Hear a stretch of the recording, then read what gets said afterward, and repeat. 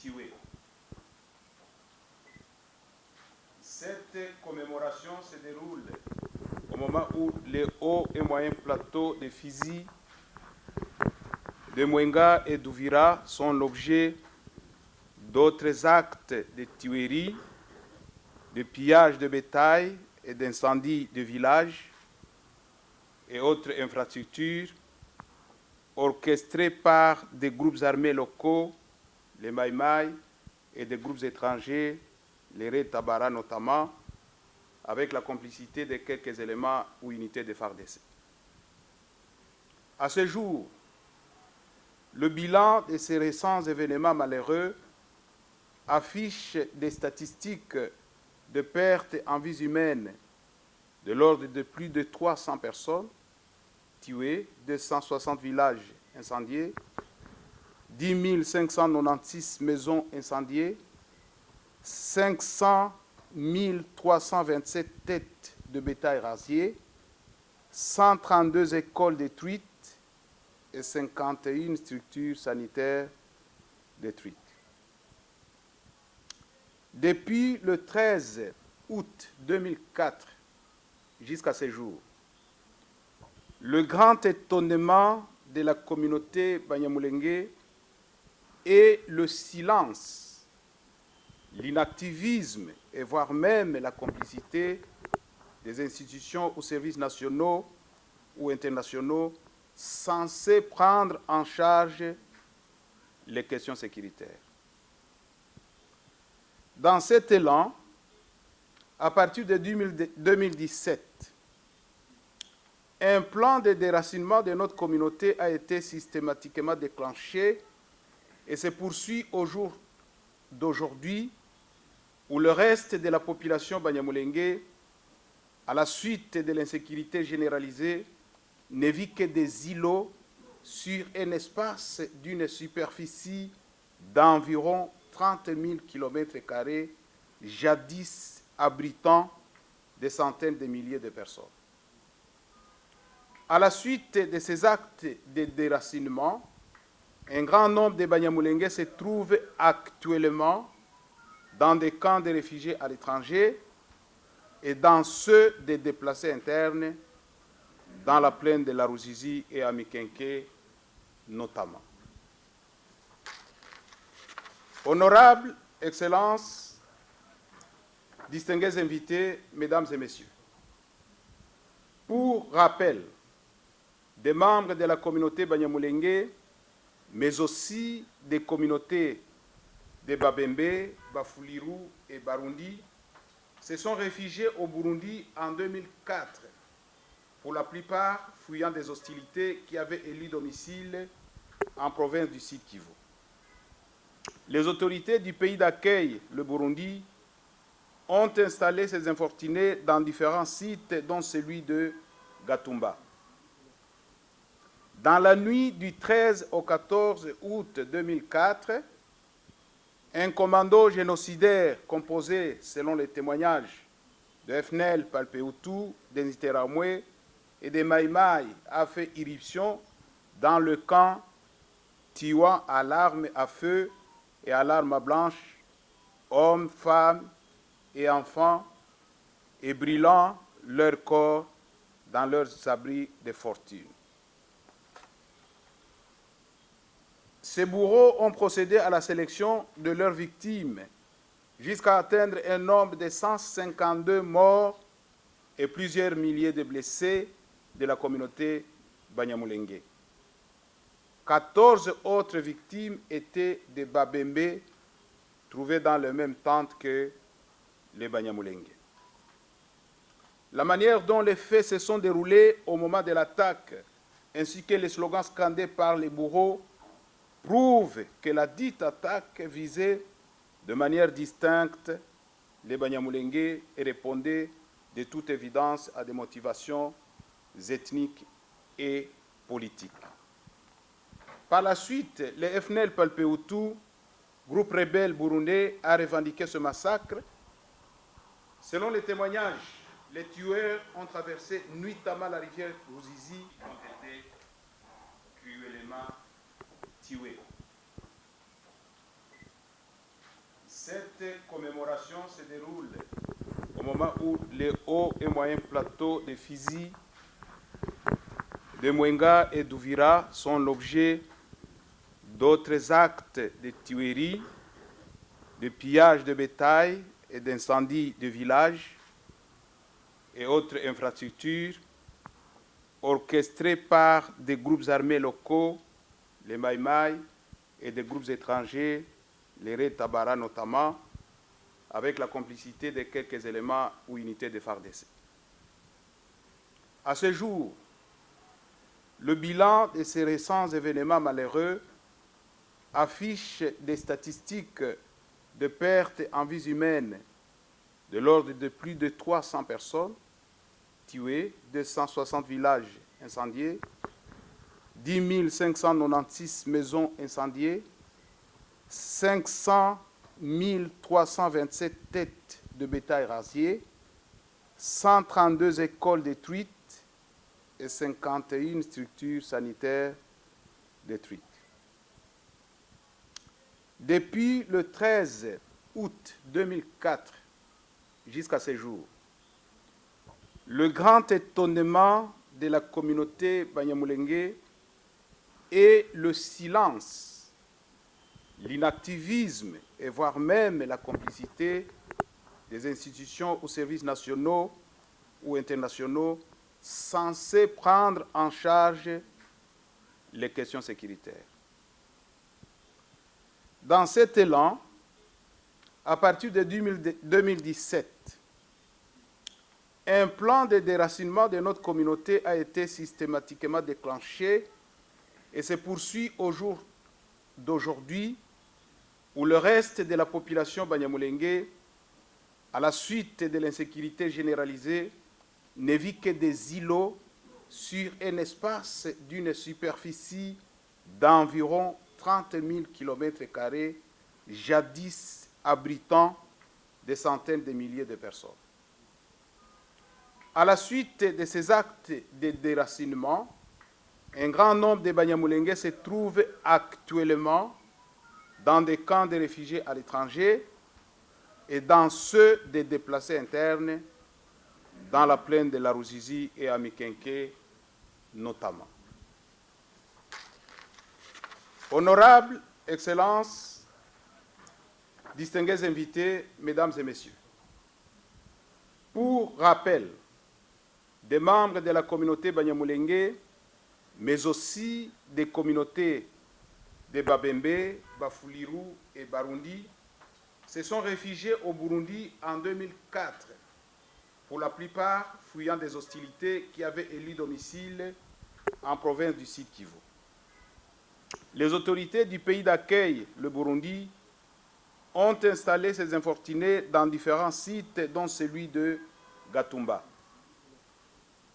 Dans la nuit du 13 au 14 août 2004, un commando génocidaire composé, selon les témoignages de FNL Palpeutu, des Niteramwe et des Maïmaï, a fait irruption dans le camp, tuant à l'arme à feu et à l'arme blanche hommes, femmes et enfants, et brûlant leurs corps dans leurs abris de fortune. Ces bourreaux ont procédé à la sélection de leurs victimes jusqu'à atteindre un nombre de 152 morts et plusieurs milliers de blessés de la communauté Banyamulenge. 14 autres victimes étaient des Babembe trouvés dans le même tente que les Banyamulenge. La manière dont les faits se sont déroulés au moment de l'attaque, ainsi que les slogans scandés par les bourreaux, prouve que la dite attaque visait de manière distincte les Banyamulenge et répondait de toute évidence à des motivations ethniques et politiques. Par la suite, le FNL Palpeutu, groupe rebelle burundais, a revendiqué ce massacre. Selon les témoignages, les tueurs ont traversé nuitamment la rivière Ruzizi. Cela non plus, nous ne les oublions pas. Il est triste de se réunir pour se rappeler ces événements douloureux Mais il est aussi important qu'au-delà de notre douleur, nous puissions rendre hommage à la mémoire de ces innocents. Puissent-ils reposer en paix et puissions-nous ne jamais les oublier. Nous savons tous que dans les conflits armés et les massacres, les personnes âgées, les femmes ainsi que les enfants sont ceux qui payent le plus lourd tribut en termes de perte de vie et d'abus physiques. En effet, pour les tueurs, ce sont des cibles faciles, car physiquement, ce sont ceux qui se déplacent le plus lentement, et en particulier pour les femmes, elles ne se déplacent pas sans leurs enfants, se rendant ainsi particulièrement vulnérables. En avril dernier, 2020, 2 femmes ont été sauvagement agressées par les Maïmaï à quelques mètres des positions des FARDC de la 12e brigade Sokola 2 de Minembwe. Certains éléments de la même brigade, dirigés par des officiers corrompus, ont ôté la vie à 4 femmes Banyamulenge.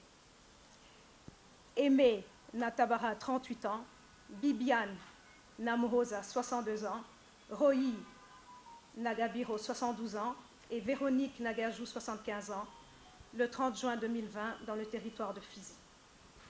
Le 16 mars 2021, une maman de 82 ans a été brûlée vive dans sa maison à Karololo, dans les territoires d'Ouvira, pour ne citer que celle-là parmi tant d'autres. Nous demandons justice pour ces femmes.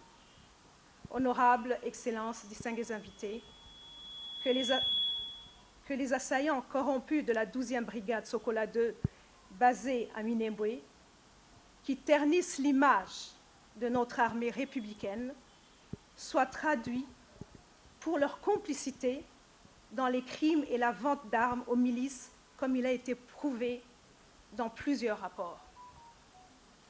La commémoration en ce jour du massacre de Gatumba et à travers elle, celle de nombreux massacres des Banyamulenge, doit nous pousser à avoir une pensée pour toutes les femmes de notre pays.